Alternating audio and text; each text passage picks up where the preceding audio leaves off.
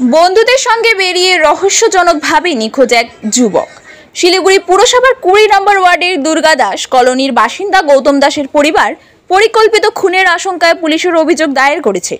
ওই যুবকের বয়স আনুমানিক 37 বছর। পরিবার সূত্রে জানা গিয়েছে, বুধবার দুপুর গৌতম দাস তার 5 বন্ধুর সঙ্গে টোটোতে করে ঘুরতে বেরিয়েছিলেন। তার কিছুক্ষণ বাদে গৌতম দাস তার স্ত্রীকে ফোন করে জানায় তাকে তার 2 বন্ধু মারধর করছে। এরপরেই তার ফোন সুইচ অফ হয়ে যায় বলেই জানান গৌতম দাসের স্ত্রী প্রিয়াঙ্কা দাস। নিউ জলপাইগুড়ি থানায় অভিযোগ দায়ের হতেই গৌতমের বন্ধুদের খোঁজ শুরু করে পুলিশ।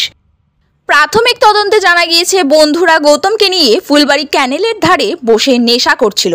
সেই সূত্র ধরে বৃহস্পতিবার শিলিগুড়ি সংলগ্ন ফুলবাড়ি তিস্তা ক্যানেলে আসে নিউ জলপাইগুড়ি থানার পুলিশ এবং পরিবারের সদস্যরা।